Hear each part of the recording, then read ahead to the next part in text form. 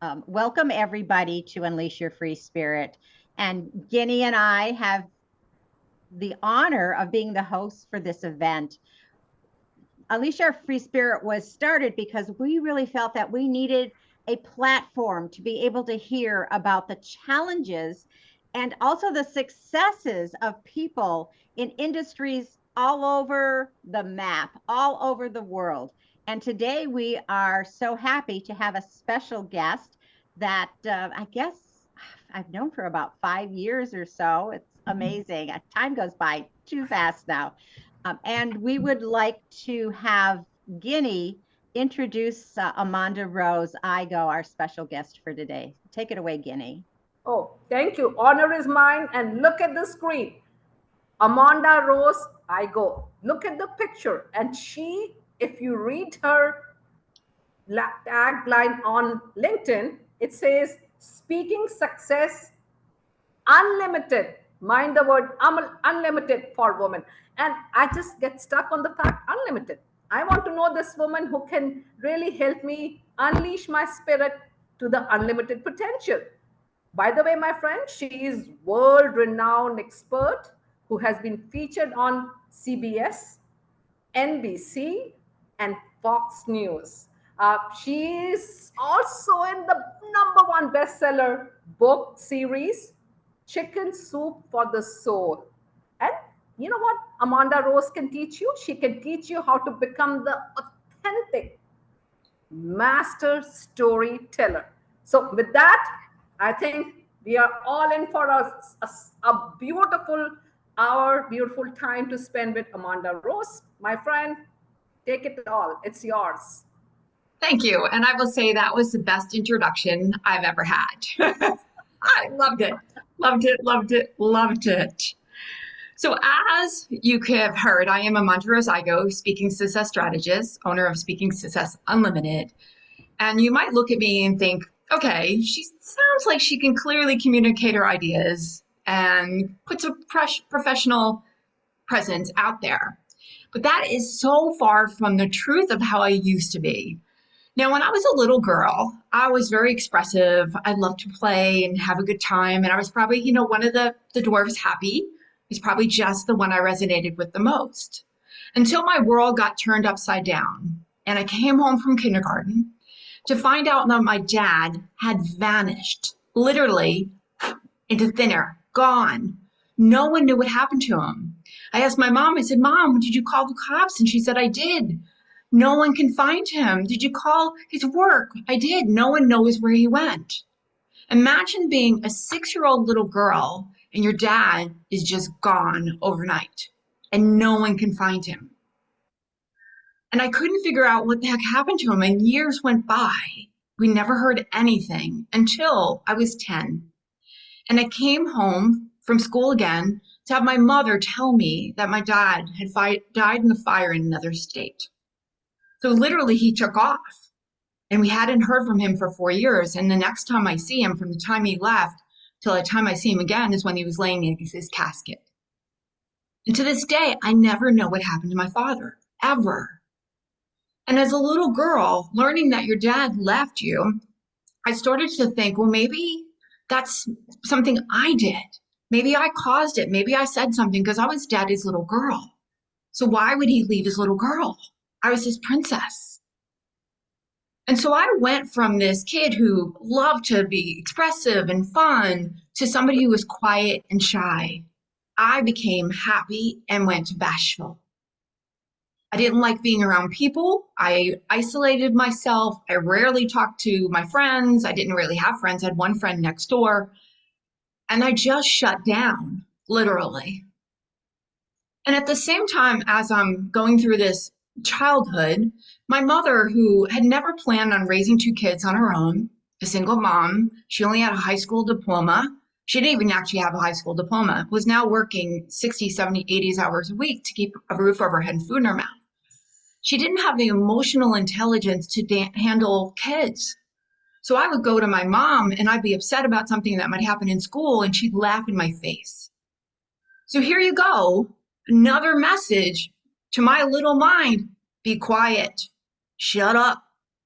You'll get people laughing at you. So maybe people will leave you. And then it got worse. I kind of stretched myself and decided I was going to try out for a play.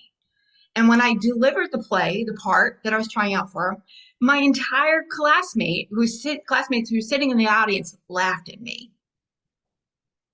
So what the heck happened that I'm able to do this?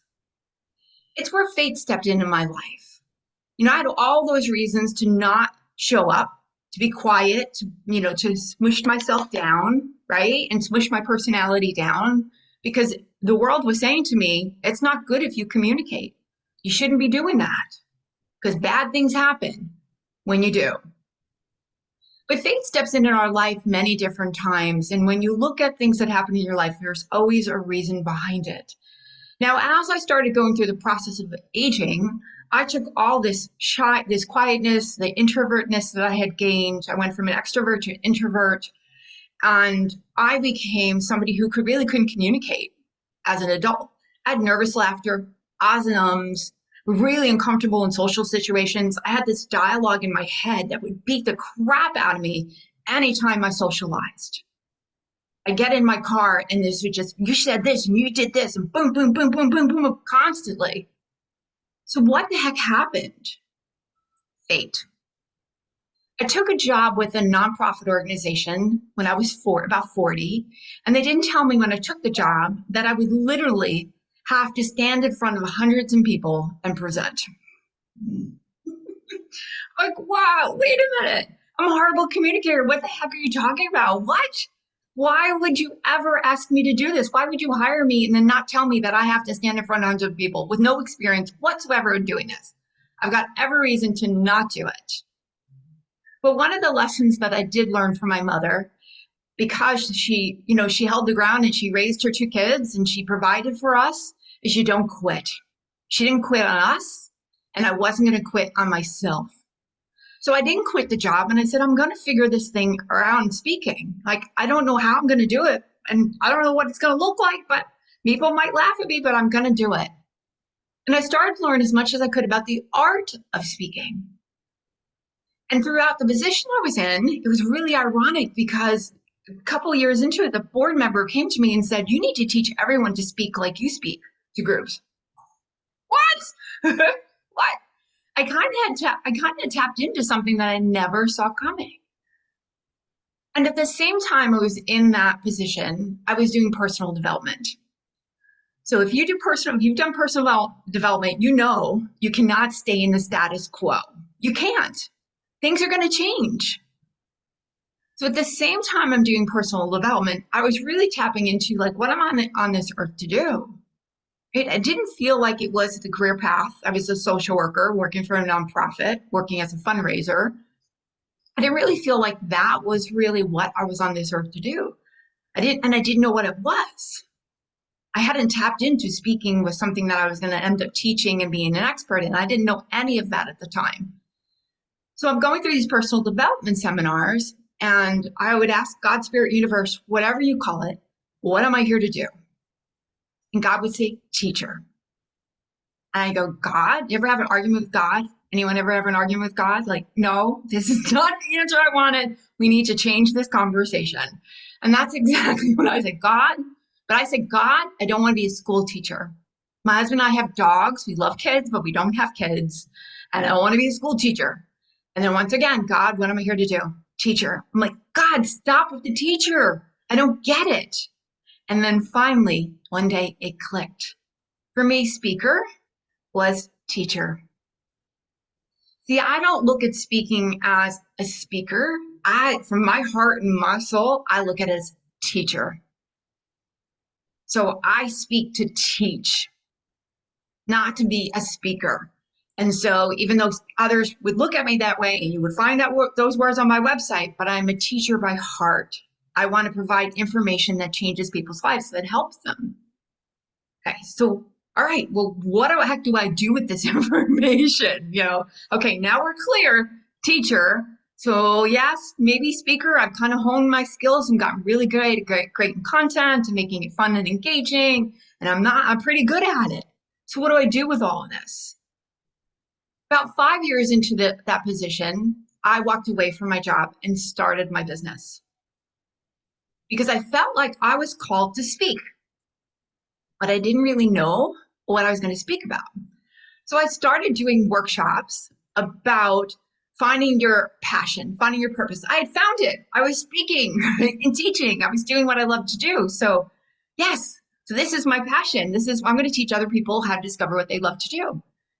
And I was doing my second workshop and I got woken up with another message from dear God, Spirit Universe, who said, you need to teach them public speaking. If they cannot speak in public, they cannot effectively communicate their ideas and they'll never succeed.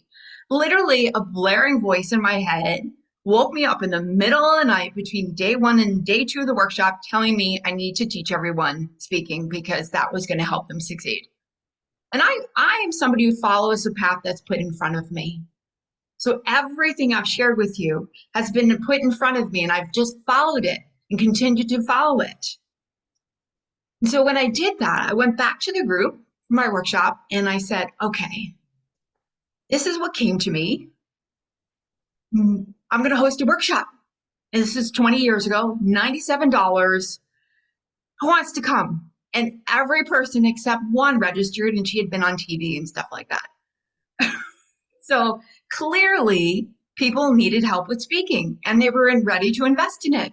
So I was like, okay, I don't really know what I'm doing, but I'm going to do it because I follow every little breadcrumb that is put in front of me. And so that's what started me really just getting out there, one, sharing my message through speaking, but also working with clients in the coaching them out to accelerate their speaking results. And I will tell you, I've never looked back and I continue to follow those breadcrumbs that are put in front of me. Every single one of them. Because you don't know where that breadcrumb's going to lead. You don't know what door can get opened up or what insight you'll get when you have those breadcrumbs. But sometimes we can say, oh, I can't do that. I don't know what it's going to look like. I mean, I walked away from a stable paycheck. And I'm not saying that people need to do that, but I did that. I leaped in, dove in head first. And I've never looked back. And I've continued to evolve as well as a speaker, but also in the trainings and the programs that I offer my clients, because I know this is what I'm on this earth to do. Clearly, when God said teacher, God said teacher. And I think when you go out there and you're sharing your message and whatever platform you share it, know that every single time you share it, that ripple effect, it might help one person, and that person says that, oh my gosh, I heard Judy say this today. That helps another person. And then in your lifetime, you can help millions of people. Now, I would love to tell you that owning a business is easy. It's not. Anybody would tell you, oh my God, it's the path to success. Yes, it's been the path to success. And yes, I've made over 6 figures and things like that. But it's constantly pushes you out of your comfort zones, right? So you think, I got this. I know what I'm doing, right? And then you get another breadcrumb or another sign or something else you're supposed to be doing. And then you stretch even farther. But every time you stretch, you grow, you expand, and you become the best version of you that's on this earth today. And so I'm grateful for every single breadcrumb. I'm grateful for my dad disappearing on me, because if that didn't happen, I don't know that we'd be here today.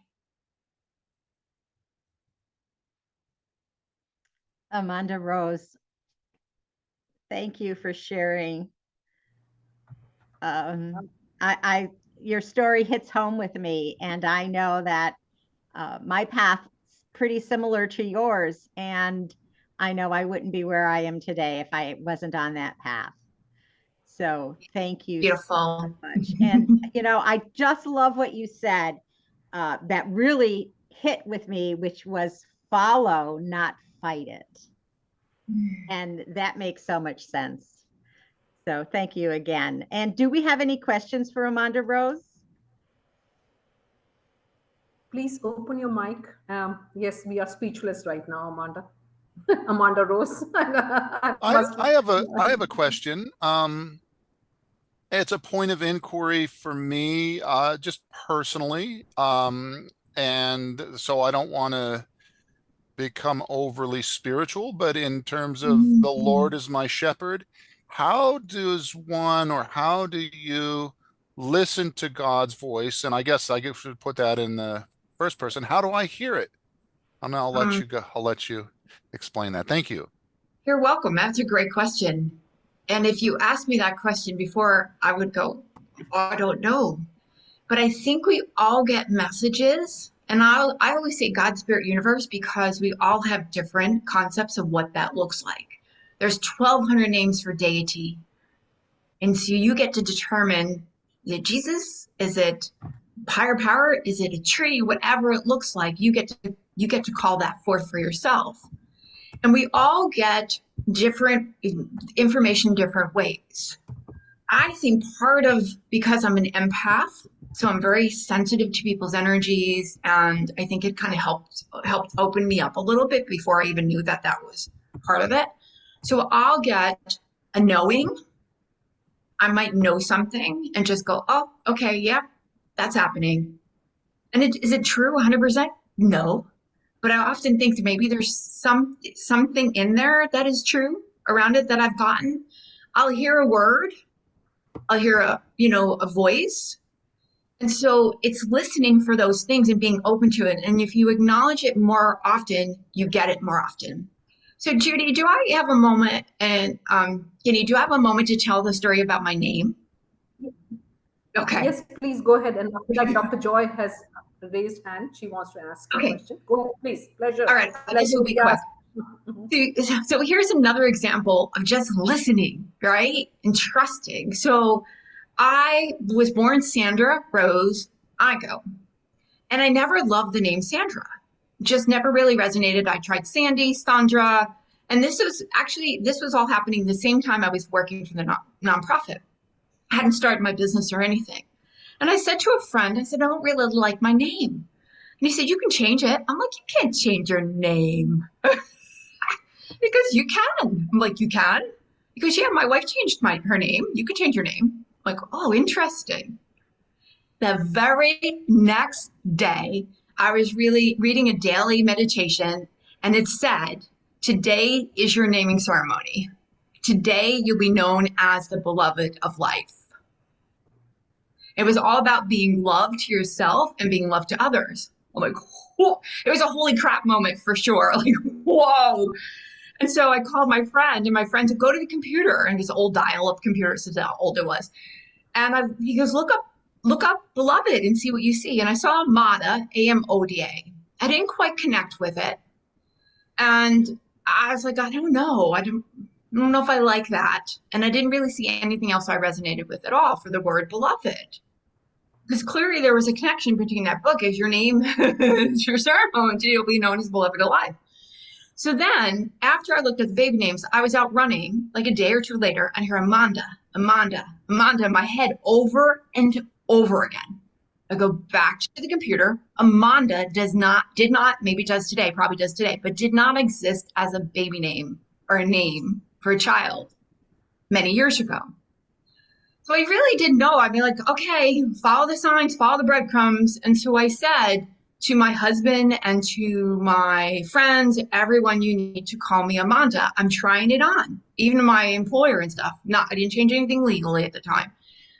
And so I call my brother. Now, my brother and I are oil and water. We get along, but we're very different people. And so where I love the beach, he's Manhattan, museums, super intellectual. I was lucky I got B's in school, it's just totally different. And I said to him, I said, I'm going to ask you to call me Amanda. And he said, what are you going to do with your middle name, Rose? And I said, Amanda Rose. That's it. Call me Amanda Rose. And so I sat with Amanda Rose for about a year and a half, had everyone call me that. I had a friend who refused to. She's not my friend anymore.